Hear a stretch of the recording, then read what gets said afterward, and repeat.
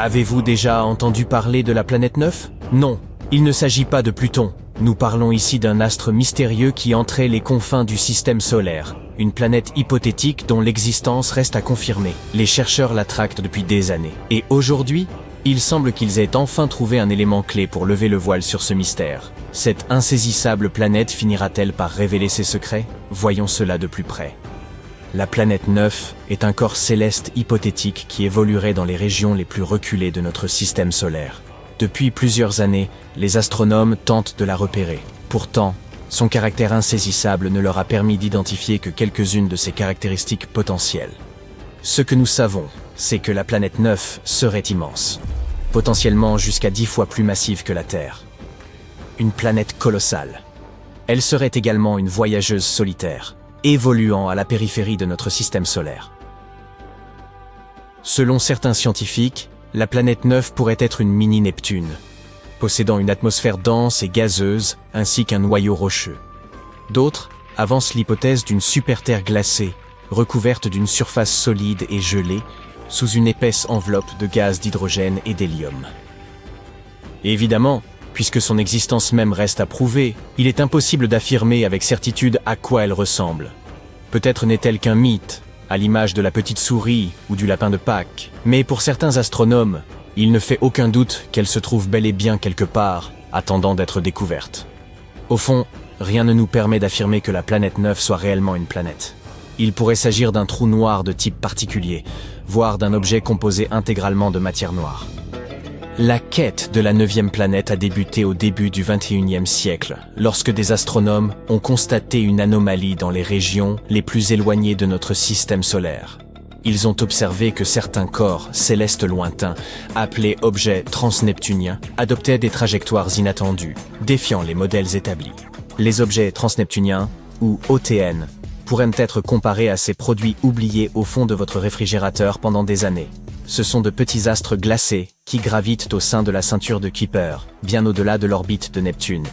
En étudiant ces objets, les scientifiques ont remarqué des comportements inhabituels. D'abord perçus comme de simples anomalies, ces irrégularités ont fini par éveiller les soupçons. Et si une 9e planète, encore invisible, exerçait une influence gravitationnelle sur eux, c'était pas la première fois qu'une telle hypothèse surgissait. Dès le 19e siècle, une recherche similaire avait été menée pour retrouver une supposée planète X. Cette fois, cependant, les astronomes disposaient de technologies bien plus avancées et d'un esprit plus ludique. Ils ont baptisé leur hypothétique planète « Planète 9 », une appellation jugée plus séduisante que « Planète X ». Certains ont même lancé le hashtag #PlutoLives en référence au déclassement de Pluton et à la volonté de certains chercheurs de trouver une nouvelle planète pour combler ce vide. Cependant, identifier la planète 9 s'est avéré être un véritable défi. C'est un peu comme tenter de retrouver une chaussette disparue dans un panier à linge, aussi vaste qu'un stade de football. Trop distante et trop peu lumineuse pour être détectée directement, elle échappe aux télescopes les plus puissants. Les astronomes ont donc dû se fier à des indices indirects, tels que les orbites perturbées des OTN, pour tenter de localiser son emplacement. Certains suggèrent même qu'il pourrait s'agir d'une planète errante, échappée d'un autre système, ce qui expliquerait pourquoi elle demeure si insaisissable. Mais ils n'ont pas renoncé. Aujourd'hui encore, les chercheurs scrutent le ciel, s'appuyant sur des télescopes de pointe et des algorithmes sophistiqués pour traquer cette mystérieuse planète. Et vous pouvez garder espoir, chers passionnés d'astronomie, car après des années de recherche, il semblerait que nous ayons enfin trouvé la clé de ce mystère.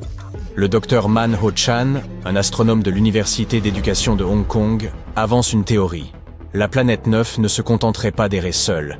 Elle pourrait être accompagnée d'une véritable cohorte de lunes. Il s'agirait donc non seulement d'une planète immense, tapie dans les profondeurs de l'espace, mais aussi d'une collectionneuse invétérée. Dans le système solaire externe, les lunes sont monnaie courante. En fait, presque toutes les planètes situées au-delà de la ceinture principale en possèdent au moins une, à l'exception de Mercure et Vénus. La Terre, avec son unique satellite, semble mal lotie en comparaison. Même Pluton, rétrogradé au rang de planète naine, compte plusieurs lunes. Avouez que c'est un peu injuste. En gardant cela à l'esprit, partons à la chasse aux lunes avec la planète 9. La zone située entre la ceinture de Kuiper, saturée de débris rocheux, et le nuage de Oort, où cette planète est censée se cacher, semble être un terrain propice à la récolte. D'après les calculs de Chan, il serait même plus étrange que cette insaisissable planète n'ait aucun satellite. D'après ses estimations, un astre de la masse de la planète 9 devrait avoir capturé au moins une vingtaine d'objets transneptuniens d'environ 150 km de diamètre. Autrement dit, si cette planète existe, elle pourrait être entourée d'un essaim de petites lunes. On pourrait croire qu'elle joue à une version cosmique de Pokémon en capturant ces petits corps célestes. Mais au-delà de l'image ludique, la présence de ces lunes pourrait nous fournir des indices précieux pour localiser enfin cette insaisissable planète. Reste une question. Comment repérer ces minuscules satellites ? Ce n'est pas comme si l'un d'eux pouvait agiter un drapeau ou diffuser un morceau de Beyoncé pour attirer notre attention. Pourtant, il existe un phénomène bien réel qui pourrait nous aider. Le réchauffement par effet de marée. Le chauffage par marée pourrait évoquer une nouvelle mode en matière de fitness. Mais il s'agit en réalité d'un phénomène scientifique bien réel. Il survient lorsque deux corps célestes évoluent à proximité l'un de l'autre. Les marées ne se limitent pas au mouvement de l'océan. Elles résultent aussi des forces gravitationnelles qui s'exercent de manière inégale sur une planète ou une lune. Lorsqu'un de ces astres orbite suffisamment près de son compagnon, leurs forces gravitationnelles respectives les déforment légèrement, leur donnant une silhouette rappelant un ballon de football. En tournant l'un autour de l'autre, ces variations de forme génèrent des frottements internes, produisant ainsi de la chaleur. Impressionnant. Qui aurait cru que la planète 9 pourrait suivre une routine d'exercice ? On devrait peut-être commencer à l'appeler plutôt planète gym. Quoi qu'il en soit, si la planète 9 a des lunes, leur attraction gravitationnelle lui ferait constamment changer de forme, générant ainsi de la chaleur. Et nous pourrions peut-être détecter cette planète mystérieuse grâce à la chaleur produite par ces lunes, même si elles n'émettent aucun autre signal. Avant de vous réjouir trop vite, sachez que les trouver ne sera pas simple. Elles sont minuscules et situées à une distance incroyable de nous. Mais bon, découvrir quelque chose d'important n'est jamais simple, pas vrai ? Les scientifiques restent confiants qu'avec les technologies appropriées, ils réussiront à repérer ce signal révélateur. Grâce à des instruments sophistiqués, comme le grand réseau d'antennes, millimétriques, submillimétriques, de l'Atacama, Pan-STARS, ou le futur grand télescope d'études synoptiques, il nous sera plus facile de les repérer. Des alliés de choix, n'est-ce pas ? Et si nous parvenons à détecter cette signature thermique, cela pourrait enfin confirmer l'existence de la planète 9. Certes, le processus sera long et ardu, mais la récompense pourrait en valoir la peine. Trouver cette planète pourrait expliquer une grande partie des comportements étranges observés chez les objets transneptuniens, dans la ceinture de Kuiper et au-delà. Comme on l'a déjà signalé, ces derniers ont adopté des comportements bizarres récemment, s'inclinant et s'alignant de manière étrange. Tout cela pourrait résulter de l'attraction gravitationnelle de la planète 9. Mais si cette planète n'existe pas, il nous faudra encore trouver une explication à ce comportement. La recherche de la planète 9 est sans doute l'une des aventures les plus palpitantes et fascinantes de l'astronomie contemporaine. C'est un peu comme une chasse au trésor cosmique, et tout le monde est invité à y participer. Alors, saisissez vos télescopes et lançons-nous à la recherche de cette planète. Qui sait, peut-être la trouverons-nous plus tôt que prévu. Voyons voir, il y a Mercure, Vénus, la Terre, Mars, Phaéton, Jupiter. Attendez, quoi ? Phaéton ? Mais qu'est-ce que c'est que ça ? Au début du 19e siècle, la ceinture d'astéroïdes n'avait pas encore été découverte. En 1801, un homme appelé Giuseppe Piazzi repéra le plus grand astéroïde du système solaire, Cérès. À cette époque, les gens croyaient qu'il y avait une planète en orbite entre Mars et Jupiter, et Cérès semblait correspondre à cette description. Mais l'année suivante, un autre astronome, Heinrich Olbers, trouva un autre corps céleste qui suivait une orbite similaire. Il s'agissait d'un astéroïde que l'on baptisa plus tard Pallas. Cette découverte aida Olbers à comprendre que ces deux objets spatiaux pouvaient être les fragments d'une planète. La découverte de deux autres astéroïdes, Vesta et Junon, sembla confirmer cette théorie. On pensait que cette planète, qui fut nommée Phaéton au XXe siècle, était apparue peu après la formation du système solaire et avait ensuite été détruite. Ces débris auraient encore formé la ceinture d'astéroïdes. L'idée d'Olbers reçut le nom de théorie de la perturbation. Pour les astronomes de l'époque, il semblait évident que la planète avait un jour heurté un grand objet spatial, ce qui avait entraîné sa disparition. La candidate la plus probable était Némésis, une hypothétique naine rouge ou brune en orbite autour de notre Soleil. Selon une autre théorie, Phaéton aurait subi un cataclysme interne qui l'aurait désintégré. Une autre idée encore, Phaéton se serait un peu trop approché de Jupiter et aurait été déchiqueté par l'immense gravité de la géante gazeuse. Aujourd'hui, cependant, les astronomes ne croient pas plus à la théorie d'Olbers. Une nouvelle idée l'a remplacée. Elle était connue sous le nom de théorie de l'accrétion. Elle affirme que la ceinture d'astéroïdes est tout ce qui reste du disque protoplanétaire. Ce disque aurait initialement orbité autour du Soleil, avant même la formation des planètes.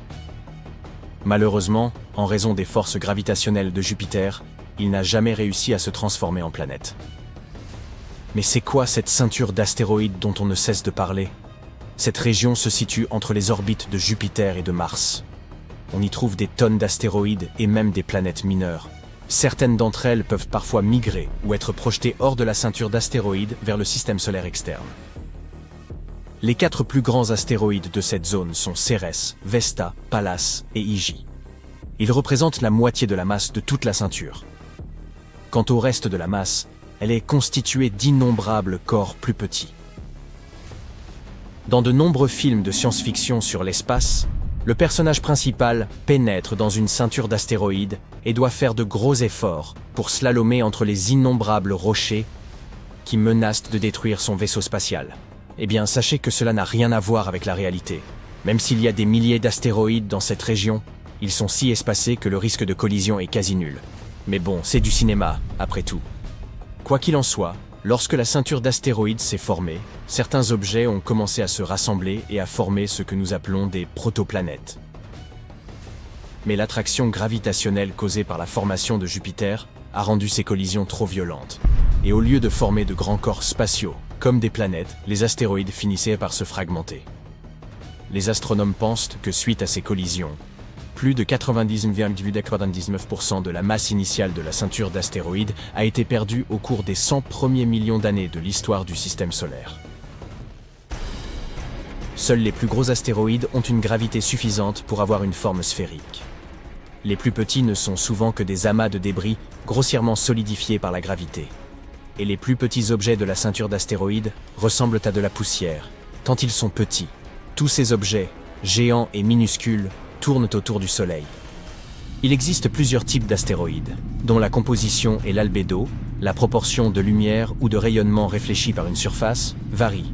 Les principaux types sont les astéroïdes de carbone, qui ont une surface très sombre, les astéroïdes de silicium, que l'on peut aussi appeler astéroïdes de pierre, et les astéroïdes métalliques. Les deux premiers types représentent environ 75% et 17% des astéroïdes connus. Pour la première fois, la ceinture d'astéroïdes a été traversée par un engin spatial en 1972. Il s'agissait de la sonde Pioneer 10. Cet engin a permis de réfuter la théorie selon laquelle la ceinture était remplie d'une poussière capable d'endommager gravement tout le matériel à bord. Cela ne s'est pas produit et, depuis lors, 8 autres sondes ont traversé la ceinture d'astéroïdes. Et maintenant, je vais vous raconter quelques faits intéressants sur le système solaire lui-même. Essayez de compter combien de ces faits vous connaissiez déjà et écrivez votre réponse dans les commentaires ci-dessous. Le système solaire a l'âge stupéfiant de 4,5 milliards d'années. Les scientifiques sont parvenus à cette conclusion après avoir étudié les météorites, le matériau le plus ancien qu'ils aient réussi à trouver. Mais notre système solaire n'est pas le seul de la Voie lactée. La galaxie dans laquelle nous vivons en abrite environ 100 milliards. Tout ça pour une seule galaxie. Alors combien y en a-t-il dans tout l'univers? Notre Soleil a également une masse incroyable. En voici la preuve. 99,86% de la masse du système solaire est constituée par la masse du Soleil, en particulier par l'hydrogène et l'hélium qui le composent. Les 0,14% restants correspondent principalement à la masse des 8 planètes du système. Au fait, contrairement à une idée reçue, l'espace n'est pas un vide parfait. Il contient non seulement des étoiles et des planètes, mais aussi des nuages de poussière interstellaire, du plasma spatial et des rayons cosmiques, des fragments d'atomes qui viennent des confins du système solaire. un phénomène dont les astronautes devraient se préoccuper lorsqu'ils explorent l'espace est la soudure à froid. Si deux pièces du même type de métal se touchent dans l'espace, elles se lient et restent collées de façon permanente, un peu comme avec de la colle galaxie. Cela ne se produit pas sur Terre car l'eau et l'air maintiennent les choses séparées. Vous pouvez voir des éclipses solaires, car même si la Lune est 400 fois plus petite que le Soleil, elle est aussi 400 fois plus proche de la Terre. Elle est donc parfaitement capable d'obscurcir notre étoile. Mais dans 600 millions d'années, la Lune ne pourra plus bloquer complètement le Soleil en raison de l'évolution de l'orbite du satellite. Derrière l'orbite de Neptune se trouve la mystérieuse ceinture de Kuiper, remplie d'immenses objets glacés. Le plus curieux concernant cette formation spatiale est que les scientifiques ne parviennent pas à expliquer le schéma de son mouvement. La seule explication qu'ils ont est que Neptune pourrait cacher une planète gigantesque. Cette planète hypothétique a déjà reçu le nom de planète 9. Et il ne nous reste plus qu'à attendre que son existence soit confirmée. Ou pas. L'océan de Jupiter est plus vaste que toutes les étendues d'eau des autres planètes du système solaire. Mais il est très différent des océans terrestres. En fait, il n'est pas constitué d'eau. Cette étendue fascinante est en réalité constituée d'hydrogène métallique, et sa profondeur est d'environ 4000 km, ce qui équivaut à peu près à la circonférence de la Terre. Les gens ont découvert les magnifiques anneaux de Saturne dans les années 1600. Mais nous savons maintenant que Saturne n'est pas la seule planète à anneaux. Toutes les planètes gazeuses géantes, Uranus, Neptune et Jupiter, ont leurs propres anneaux. Mais ils sont fins et presque impossibles à voir. Quant à Mars, Vénus et la Terre, elles sont constituées de matériaux rocheux et non pas d'anneaux. Parallèlement, la Lune de Saturne, Rhea, pourrait avoir un système d'anneaux composé de 3 bandes étroites. Si les astronomes parviennent à le confirmer, ce sera la première fois que des anneaux autour d'une Lune seront découverts. Et Mars pourrait elle aussi obtenir des anneaux dans les 70 millions d'années à venir. Sa plus grande lune, Phobos, se rapproche de plus en plus d'elle. Un jour, en raison de l'attraction gravitationnelle de la planète rouge, ce satellite risque fort de se briser et de se transformer en un anneau. Il pourrait ensuite se maintenir pendant des millions d'années. Un autre fait intéressant à propos de Mars, vous avez probablement entendu parler du méthane, un sous-produit de processus naturels tels que l'activité volcanique et les flatulences bovines. Quoi qu'il en soit, ce gaz fait non seulement partie de l'atmosphère martienne, mais il est aussi la source de bien des confusions pour les astronomes. En effet, le volume de méthane sur Mars fluctue constamment, et les scientifiques n'arrivent pas à déterminer d'où il pourrait provenir. Pourrait-il y avoir de la vie sur Mars? Pourrait-il y avoir des vaches?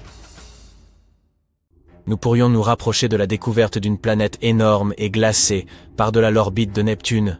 Et désolé, Pluton, ce n'est toujours pas toi. Récemment, une cartographie de l'univers utilisant les données d'un télescope hawaïen a éliminé environ 78% des emplacements possibles de ce mystérieux Où est Charlie de l'espace. Certains l'appellent planète 9, tandis que d'autres préfèrent planète X. Quoi qu'il en soit, elle est sujette à controverse depuis que son existence a été suggérée pour la première fois. Et c'est principalement dû au fait qu'aucune étude jusqu'à présent n'est parvenue à répondre à la grande question. Existe-t-elle vraiment? Si elle devait être découverte, la planète 9 serait classée comme la 5e plus grande planète de notre système solaire, avec une masse 10 fois supérieure à celle de la Terre. On pense également qu'elle serait gazeuse, tout comme Uranus.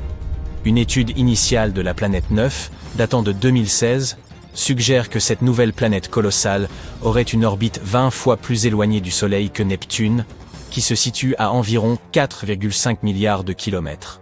En conséquence, la planète 9 mettrait entre 10 000 et 20 000 ans pour accomplir une seule orbite autour du Soleil. Si son existence était prouvée, ce monde encore inconnu dominerait une région plus vaste que n'importe quelle autre planète connue dans notre voisinage cosmique. Toutes ces hypothèses sont bien intrigantes, mais sans la moindre preuve ou observation permettant de les étayer. Avant de les rejeter comme de simples suppositions farfelues, il est important de noter que les chercheurs se sont appuyés sur des modèles mathématiques complexes et des simulations informatiques pour spéculer sur les caractéristiques de cette planète. Parce que c'est ça que font les scientifiques. L'existence de cette hypothétique planète expliquerait diverses interactions mystérieuses observées au-delà de Neptune. Nous parlons spécifiquement de la ceinture de Kuiper, une immense région en forme d'anneau, remplie de débris glacés datant de la formation du système solaire y compris des comètes et des planètes naines comme Pluton. Ce qui se passe, c'est que les 6 objets les plus éloignés dans la ceinture de Kuiper présentent des orbites elliptiques, qui sont toutes orientées vers une direction similaire de l'espace physique et inclinées d'environ 30 degrés vers le bas par rapport au plan orbital de nos 8 planètes connues. Ce qui n'est pas anodin, c'est que malgré leurs vitesses d'orbite distinctes autour du Soleil, ils conservent cet alignement. La probabilité qu'un tel concordance se produise par hasard est extrêmement faible, environ 0,007%. Ainsi vient la théorie de la planète 9. Un corps céleste massif hypothétique qui offre une explication plausible à cet étrange phénomène, en exerçant potentiellement une attraction gravitationnelle qui façonne ses orbites. La théorie initiale n'a pas fait long feu face à des accusations de biais d'observation et d'erreurs de calcul. Puis, en 2017, une autre étude a émergé, ravivant l'idée que peut-être, après tout, la planète 9 se trouverait bien là quelque part. Cette fois, des astronomes espagnols ont tenté une approche innovante, en se concentrant sur l'observation d'objets transneptuniens extrêmes. Ces corps célestes orbitent autour du Soleil dans des trajectoires elliptiques très étirées, avec des distances moyennes excédant les 22 milliards de kilomètres. Leurs recherches suggèrent que la distance entre les nœuds orbitaux de ces objets et le Soleil pourrait nous fournir des indices sur l'emplacement de la planète 9. Voyez-vous, ces nœuds sont les points où l'orbite d'un corps céleste entrecroise le plan du système solaire. Lorsque ces objets atteignent un tel point, ils sont plus susceptibles d'interagir avec d'autres corps célestes du système, qui peuvent provoquer des changements significatifs dans leurs orbites, voire même des collisions. Alors, si la trajectoire de ces objets transneptuniens extrêmes reste stable, tout va bien. Mais si ce n'est pas le cas, eh bien, c'est un signe qu'autre chose, quelque chose de gros, perturbe leur orbite. Et c'est exactement ce que cette étude a découvert. Il y a quelque chose d'invisible là-bas, qui dévie ces objets de leur route, et ce quelque chose pourrait être une planète 3 à 400 fois plus éloignée du Soleil que ne laisse la Terre. À ce jour, l'étude des objets transneptuniens extrêmes est la preuve la plus tangible que nous ayons de l'existence de la planète 9. Et si vous n'êtes toujours pas convaincu par cette théorie, sachez que des mouvements étranges comme ceux-ci ont déjà conduit à la découverte de planètes par le passé. Neptune, par exemple, a été repéré parce que le mouvement d'Uranus ne correspondait pas tout à fait aux prédictions de la gravité newtonienne. Mais cette déviation de son orbite pouvait s'expliquer si elle était causée par l'attraction d'une planète encore inconnue. Et c'est ainsi que nous avons découvert Neptune. Avançons jusqu'en 2021, et le débat persiste autour de la mystérieuse planète 9. Après avoir révisé quelques vieilles suppositions, les études penchent désormais pour l'idée que cette planète accomplirait une révolution autour du Soleil tous les 7000 ans. C'est une nouvelle de taille, car cela signifie que cette planète pourrait être plus proche que nous ne le pensions, ce qui faciliterait sa détection par nos télescopes. L'étude suggère également qu'il y aurait 99% de chances pour que les orbites décalées de ces objets lointains soient toutes dues à cette planète invisible, et non pas à une simple coïncidence cosmique. À présent, les chances que cette anomalie tout entière ne relève que du hasard se trouvent nous réduites à 1 sur 250, ce qui est nettement mieux qu'une chance sur 10 000, comme en 2016. Tous ces chiffres optimistes nous ont amenés là où nous sommes aujourd'hui, à garder espoir et à développer un meilleur matériel afin de poursuivre la traque de la planète 9. Comme mentionné plus tôt, des chercheurs à Hawaï ont créé une sorte de carte au trésor, en ayant recours au télescope de relevé panoramique et à son système de réponse rapide, pour éliminer 78% de ces emplacements possibles. C'est une très bonne nouvelle, compte tenu de la difficulté qu'il y a à trouver une aiguille planétaire dans une botte de foin cosmique. Mais malheureusement, la planète 9 demeure insaisissable dans les confins obscurs de notre système solaire. Les passionnés sont toujours convaincus de son existence et pensent que ce n'est plus qu'une question de temps avant que nous ne célébrions la découverte d'une nouvelle voisine. Ils fondent leurs espoirs sur l'observatoire Vera C. Rubin, qui est actuellement en construction au Chili, et qui devrait être pleinement fonctionnel d'ici la fin de l'année 2025. Au cours des 10 prochaines années, cet observatoire balayera l'intégralité du ciel de l'hémisphère sud toutes les quelques nuits avec un télescope de 8 mètres, équipé de la plus grande caméra numérique au monde. L'idée est de cataloguer tout le système solaire jusqu'au-delà de Neptune et de suivre les mouvements de millions d'objets célestes, y compris les débris spatiaux, les astéroïdes les comètes et les autres étoiles. Si la planète 9 se trouve effectivement là-bas, ce télescope de nouvelle génération pourrait être celui qui y parviendra. L'existence de cette mystérieuse planète est loin d'être acceptée par toute la communauté scientifique. C'est simplement parce que la planète 9 n'est pas la seule explication aux phénomènes étranges qui se produisent par-delà Neptune. Une théorie suggère qu'un groupe d'objets distants, tels que des planètes naines, des comètes ou des lunes, pourrait influer collectivement sur les orbites des objets transneptuniens extrêmes. D'autres croient qu'un trou noir serait à l'origine de tout cela. Ces masses ultra compressées sont parmi les objets les plus denses de l'univers, potentiellement capables d'affecter les orbites d'autres objets, comme on le suppose pour cette fantomatique planète 9. Une autre théorie audacieuse suggère que notre compréhension actuelle des lois de la gravité serait erronée, ou plutôt incomplète.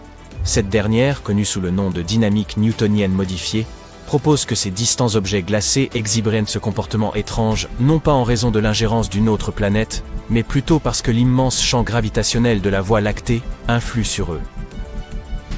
Toutefois, même les partisans de cette théorie reconnaissent qu'il est trop tôt pour en tirer des conclusions définitives, et des recherches beaucoup plus approfondies sont encore nécessaires.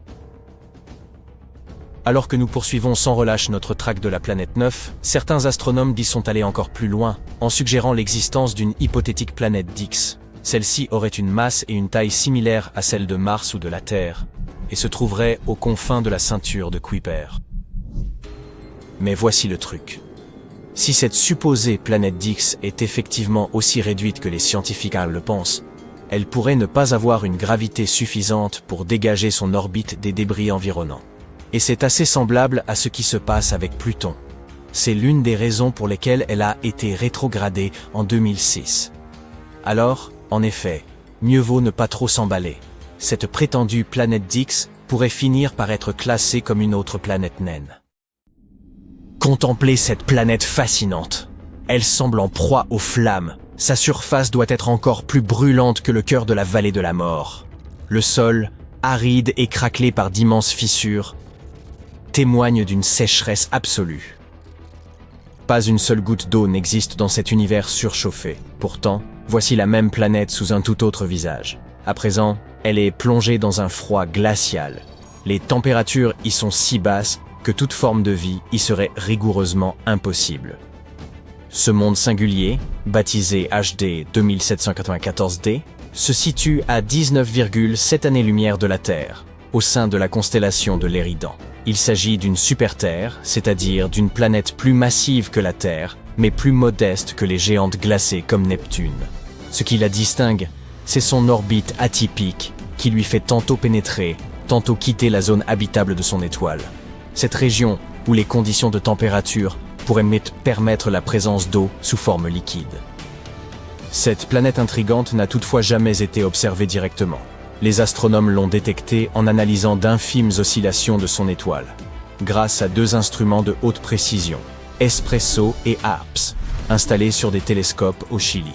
Ces outils mesurent la vitesse radiale, c'est-à-dire les légers déplacements de l'étoile causés par l'attraction gravitationnelle de la planète. Plus cette oscillation est marquée, plus la planète qui en est à l'origine est massive. En exploitant ces données, les chercheurs ont déterminé que cette planète possédait une masse environ 6 fois supérieure à celle de la Terre. Elle gravite autour d'une étoile, HD 2794, également connue sous le nom de 82G, Eridani, légèrement plus petite et moins lumineuse que notre Soleil. Ce qui la rend singulière, c'est qu'elle est suffisamment brillante pour être visible à l'œil nu, contrairement à bien d'autres étoiles hébergeant des exoplanètes, qu'il est impossible d'apercevoir sans télescope. Ce système fait l'objet d'une surveillance depuis plus de 20 ans.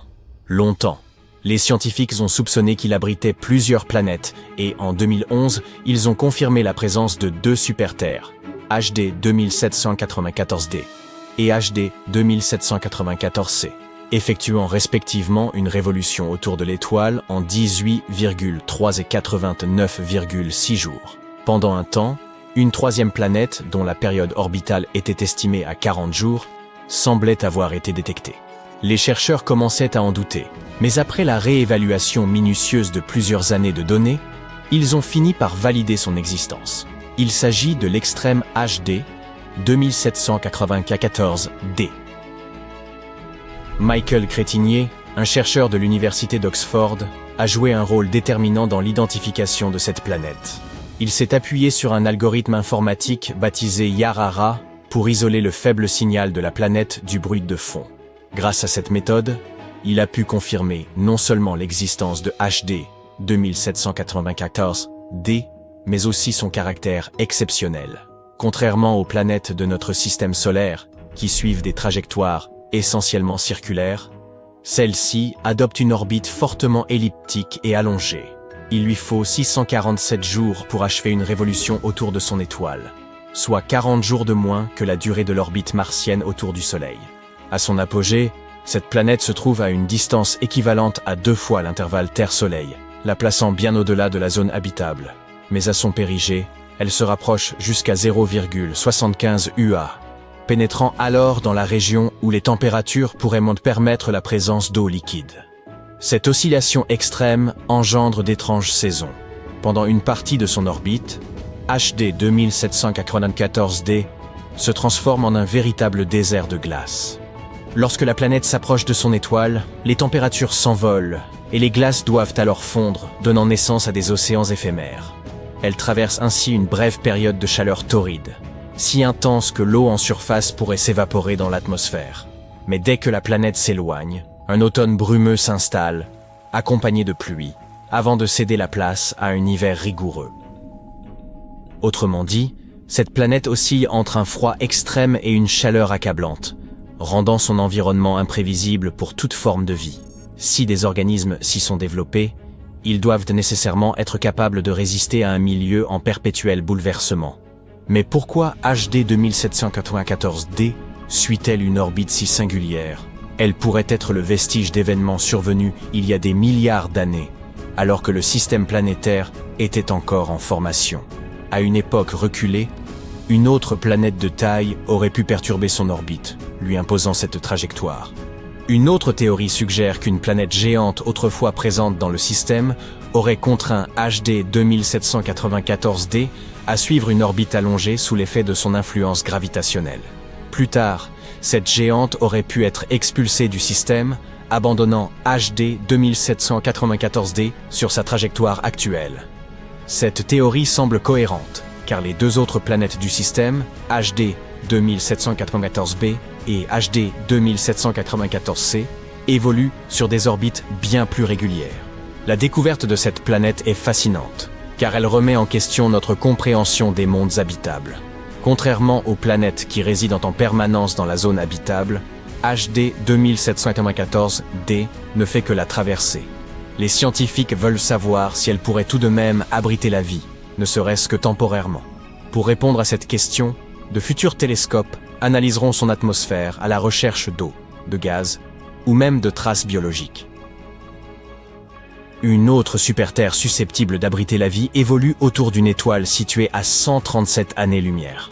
En termes astronomiques, c'est relativement proche. Une année-lumière équivaut à environ 9,5 milliards de kilomètres.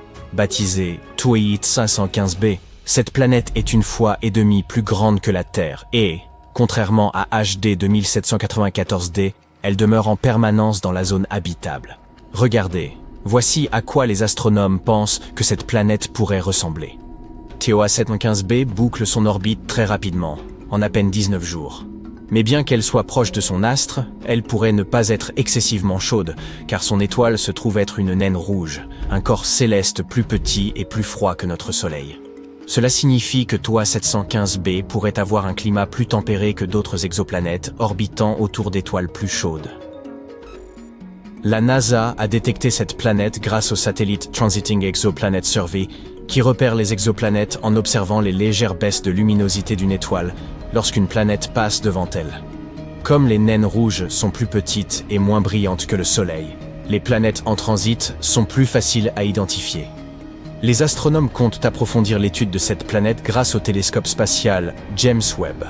Situé à 1,6 million de kilomètres de la Terre, ce télescope ultra performant est capable d'analyser l'atmosphère des exoplanètes. Si TOI 715b en possède une, Il pourrait aider les chercheurs à en identifier les gaz présents et évaluer si les conditions sont propices à l'eau liquide, voire à la vie.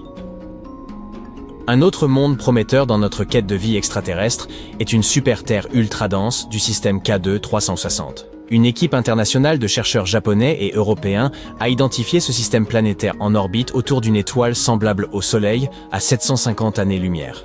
Ce système renferme 2 planètes, dont l'une des exoplanètes rocheuses les plus denses jamais découvertes.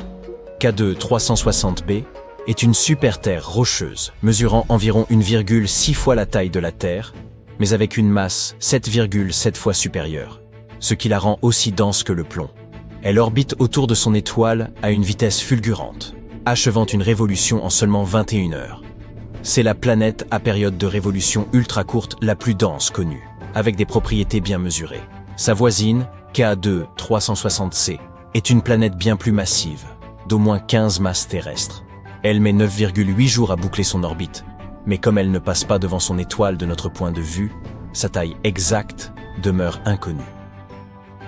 Cette planète exceptionnellement dense pourrait être le noyau résiduel d'un astre bien plus grand. L'intense radiation de son étoile aurait pu, au fil du temps, souffler ses couches externes, ne laissant qu'un cœur rocheux. Elle pourrait ainsi offrir un aperçu du destin des planètes trop proches de leur étoile. Les astronomes estiment que K2 360b aurait pu migrer vers l'intérieur sous l'effet des interactions gravitationnelles avec sa compagne plus massive. L'une des hypothèses repose sur une migration à haute excentricité, où l'orbite initialement étirée de la planète se stabilise progressivement, en devenant plus circulaire près de l'étoile. Une autre théorie suggère que la rotation et l'inclinaison axiale de la planète pourraient jouer un rôle dans ce phénomène. Les planètes de ce type sont rares, et en découvrir une assortie d'une compagne géante permettrait d'affiner les modèles des scientifiques sur la formation et l'évolution planétaire en milieu extrême. Cette découverte pourrait également éclairer le devenir des planètes rocheuses, en particulier celles qui s'approchent trop près de leurs astres. À la frontière de notre système solaire se trouve une région froide et énigmatique appelée le nuage d'Oort. Cette zone hypothétique, immense et glacée, est supposée envelopper le Soleil d'une multitude d'objets gelés. Selon les estimations, elle s'étendrait à une distance phénoménale de 2000 à 5000 unités astronomiques. À titre de comparaison, l'orbite de Pluton oscille entre 30 et 50 unités astronomiques de notre étoile. Dans cet espace glacial, une planète vagabonde pourrait en effet se cacher en ce moment même. C'est du moins ce que suggèrent des recherches récentes. Ces corps célestes sont appelés planètes errantes, parce qu'elles ne gravitent pas autour d'une étoile. Elles dérivent à travers la galaxie, isolées et indépendantes. Dépourvues d'étoiles pour les illuminer, elles n'expérimentent ni jour ni nuit, mais évoluent dans une obscurité perpétuelle. Les planètes vagabondes sont généralement expulsées de leur système d'origine, contraintes à une existence solitaire, orbitant uniquement autour du centre galactique. Parmi les milliers d'exoplanètes identifiées en dehors de notre système solaire, une douzaine seulement sont connues pour évoluer sans étoiles et voguer de façon autonome. Toutefois, les scientifiques estiment qu'il pourrait exister des milliards, voire des milliers de milliards, de ces planètes solitaires dans la Voie lactée.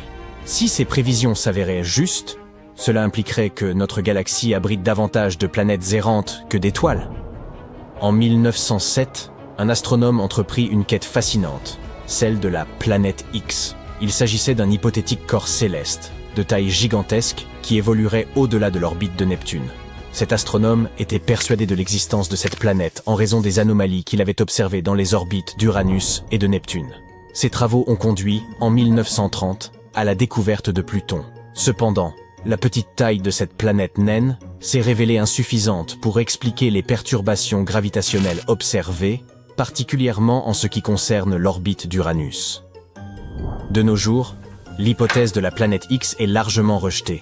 Pourtant, cela n'a pas découragé les astronomes, qui continuent à scruter les confins de notre système solaire à la recherche de nouveaux mondes. Fait surprenant, une étude récente suggère qu'une ou même plusieurs planètes pourraient se trouver à des distances bien plus grandes que celles envisagées jusqu'ici. Un groupe international de scientifiques a récemment modélisé les dynamiques célestes instables qui caractérisaient le système solaire primitif. Leurs simulations suggèrent que quelques corps de la taille d'une planète pourraient s'être immobilisés dans le nuage d'Oort. En effet, il y a environ 4,5 milliards d'années, alors que le système solaire se formait, l'environnement était particulièrement chaotique et instable.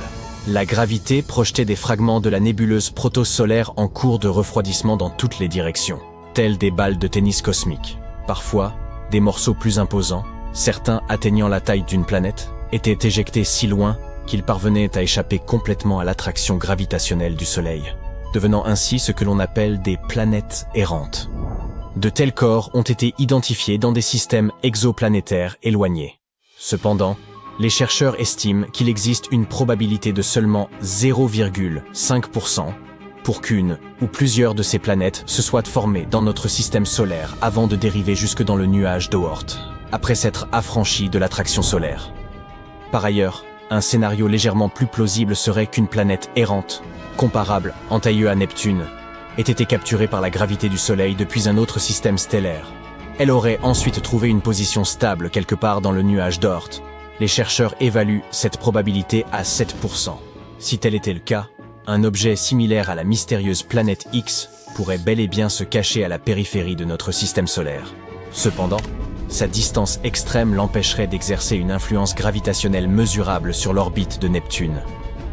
Malgré tout, la plupart des scientifiques s'accordent à penser que le nuage d'Oort se compose d'une multitude de petits objets glacés. Toutefois, en raison de l'immensité de cette région et de la distance considérable qui nous en sépare, il est possible que nous ne parvenions jamais à révéler véritablement les secrets qu'elle recèle. Une planète peut-elle dépasser la taille de son étoile parente?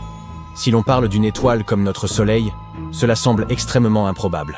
Toutefois, considérons le cas d'une naine blanche, résidu d'une étoile similaire au Soleil, qui, après avoir expulsé ses couches externes, ne conserve que son noyau. Ce noyau compact, que l'on nomme naine blanche, atteint généralement une taille comparable à celle de notre planète. Dans le cas où une étoile abritait, avant son extinction, une planète plus grande que la Terre, cette planète pourrait survivre au chaos stellaire.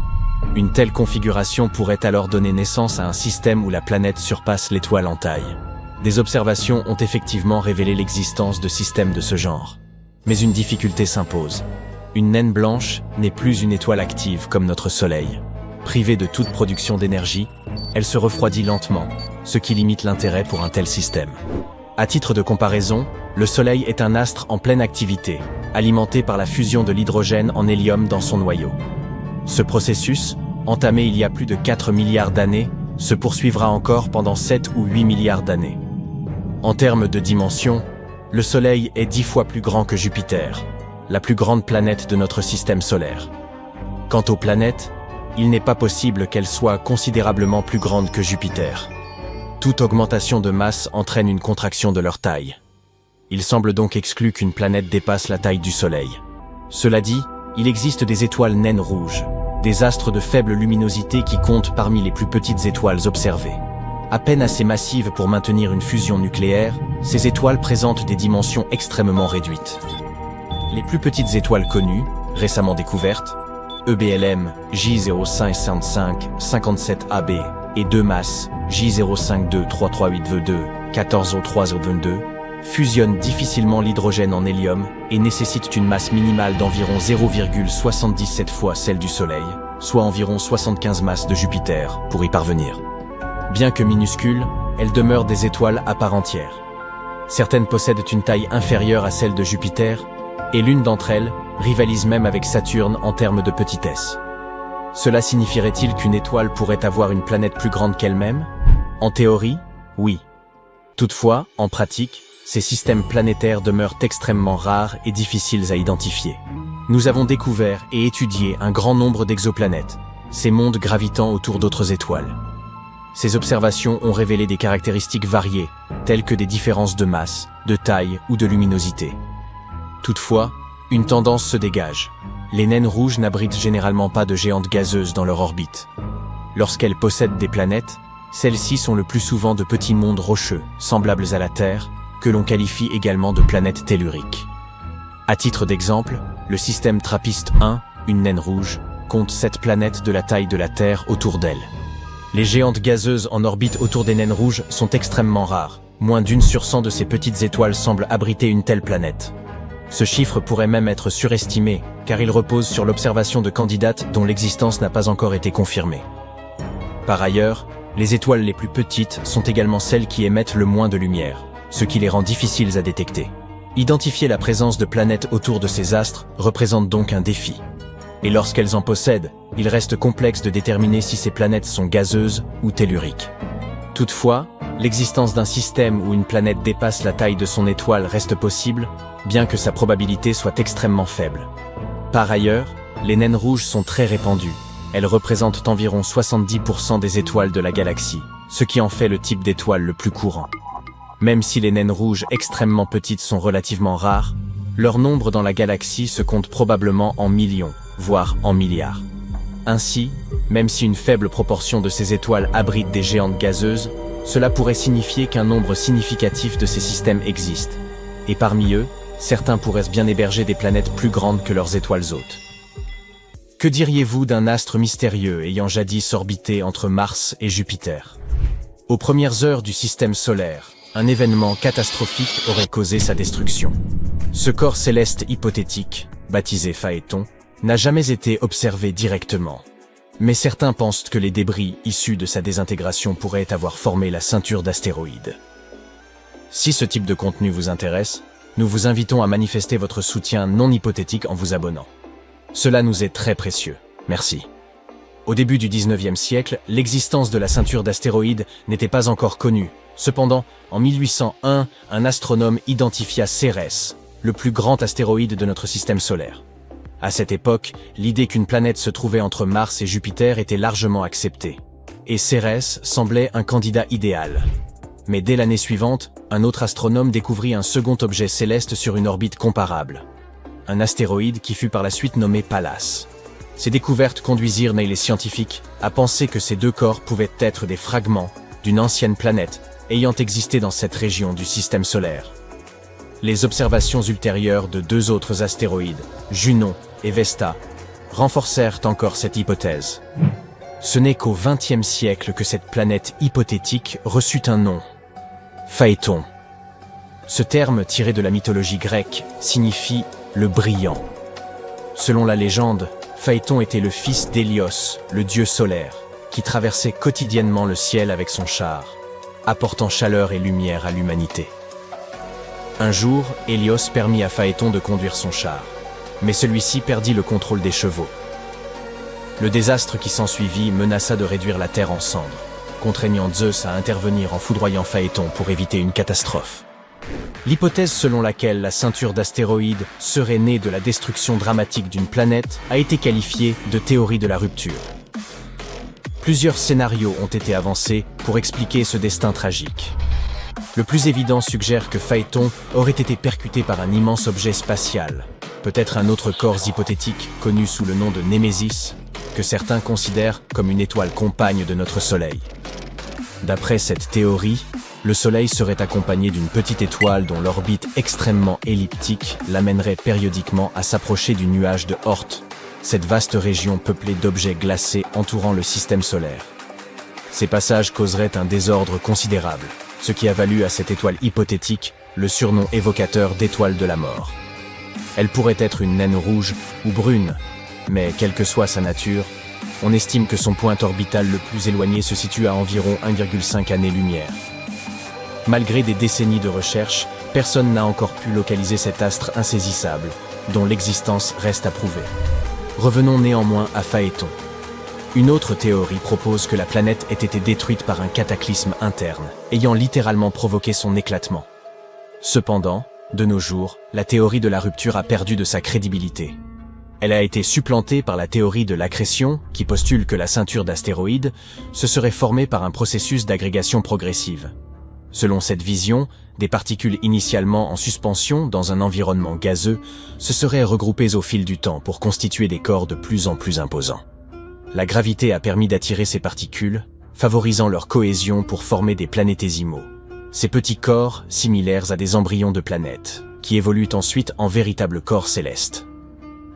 Les planétésimaux, en entrant régulièrement en collision, se sont développés peu à peu pour devenir des protoplanètes. Ces dernières, à leur tour, ont continué de croître jusqu'à former des corps planétaires. Au fur et à mesure que la masse de ces objets augmentait, les forces gravitationnelles entre les particules se renforçaient, permettant la capture de gaz, de poussière et de glace présents dans le disque nébulaire. Ce processus déclenche un effet boule de neige où l'accroissement de la masse entraîne l'intégration de toujours plus de particules dans ce mécanisme de formation. À terme, les matériaux disponibles s'épuisent, laissant derrière eux de grands corps célestes qui dérivent dans l'immensité obscure de l'espace. Aujourd'hui, de nombreux experts considèrent que la ceinture d'astéroïdes est en fait constituée des vestiges du disque protoplanétaire qui orbitait autour du Soleil avant la formation des planètes. Hélas, cette région n'a jamais pu donner naissance à une planète, principalement à cause de l'influence gravitationnelle de Jupiter, qui a empêché tout regroupement significatif. En définitive, bien que l'histoire de Phaéton ait longtemps captivé l'imagination, elle n'est plus en vogue à présent. La terre rouge et aride tremble sous vos pieds. De larges crevasses s'ouvrent brusquement, menaçant de vous engloutir. Pourtant, à la différence de la Terre, ces secousses ne proviennent pas des entrailles de la planète. Elles sont provoquées par une menace venue de l'espace. Des scientifiques ont récemment fait une découverte saisissante au sujet des séismes martiens. En exploitant les données d'InSight de la NASA, ils ont établi que certains de ces tremblements étaient dus à des impacts de météorites. Cela signifie que Mars est frappé 2,5 fois plus souvent que ce que l'on croyait, et que de nouveaux cratères naissent constamment. Mais ce qui inquiète le plus, c'est que ces impacts ne se contentent pas d'ébranler la surface. Ils propagent d'intenses ondes de choc jusque dans les profondeurs de la planète, révélant l'existence d'un réseau sismique insoupçonné et un intérieur instable, à 1000 lieues de ce que nous imaginions. Cela bouleverse notre compréhension de Mars. La question cruciale désormais est: que reste-t-il à découvrir sous sa surface? Commençons néanmoins par suivre le raisonnement des chercheurs. Ils ont comparé les données sismiques issues du module InSight de la NASA avec les nouveaux cratères recensés par le Mars Reconnaissance Orbiter. C'est ainsi qu'ils ont constaté que certains impacts engendraient une autoroute sismique, traversant le manteau, au lieu d'être amortis par la croûte. Bien que la mission ait été interrompue en 2022, les données recueillies demeurent d'une grande valeur. L'atterrisseur, qui avait déployé un sismomètre sur le sol martien, a enregistré plus de 1300 séismes, certains provoqués par la fracturation des roches internes sous l'effet de la chaleur et de la pression, d'autres, semble-t-il, par des météoroïdes percutant la surface martienne. En analysant la propagation des ondes sismiques à travers la croûte, le manteau et le noyau, les chercheurs poursuivent leur reconstitution de l'architecture interne de Mars. Par le passé, ils avaient déjà mis en relation les cratères d'impact avec les relevés sismiques. Ces nouvelles recherches constituent néanmoins la première fois qu'un impact récent a été formellement corrélé à des secousses enregistrées dans la région de Cerberus Fossae, une zone fortement active située à 1600 km de la sonde InSight. Ce cratère de 21 mètres de diamètre a été détecté bien au-delà de la distance que l'on estimait compatible avec l'intensité des ondes générées. Jusqu'ici, on pensait que la croûte martienne absorbait la majeure partie de l'énergie libérée par les impacts, limitant ainsi la portée des ondes sismiques. Mais l'examen de ce cratère a révélé que les vibrations, loin d'être amorties, ont suivi un trajet plus direct et plus profond à travers le manteau. Cette découverte inattendue suggère l'existence d'une autoroute sismique sur Mars, permettant aux secousses de se propager sur de bien plus grandes distances qu'on ne l'imaginait. L'équipe d'InSight doit désormais revoir ses modèles concernant la structure et la composition interne de la planète. Une meilleure compréhension de la manière dont les signaux sismiques générés par impact atteignent de telles profondeurs pourrait en découler.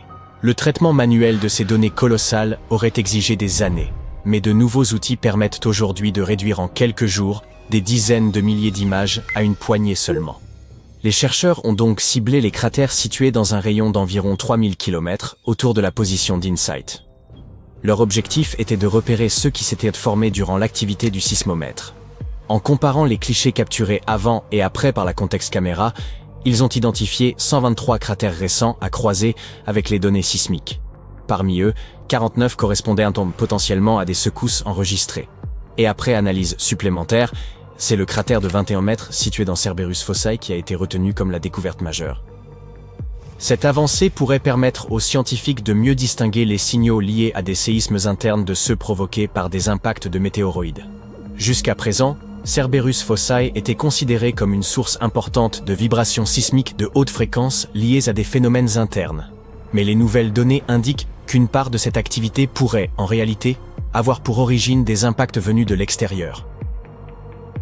Un autre mystère que les scientifiques tentent de percer depuis un demi-siècle est la raison pour laquelle Mars présente deux hémisphères aussi distincts. Les enregistrements des séismes martiens pourraient enfin leur avoir fourni une piste.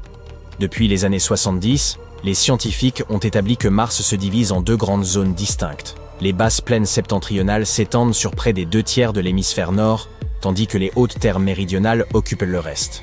Ces dernières s'élèvent à près de 5 km au-dessus des plaines du nord, et leur croûte, cette enveloppe externe semblable à une carapace, s'y révèle plus épaisse. Cette étrange asymétrie géologique porte le nom de dichotomie martienne. Deux hypothèses sont avancées pour expliquer cet écart. La première évoque un processus interne encore mal compris, qui aurait façonné cette dissymétrie. La seconde suppose qu'un gigantesque impact, sans doute provoqué par un corps céleste de la taille d'une lune ou par une série de collisions plus modestes, aurait profondément remanié la surface martienne.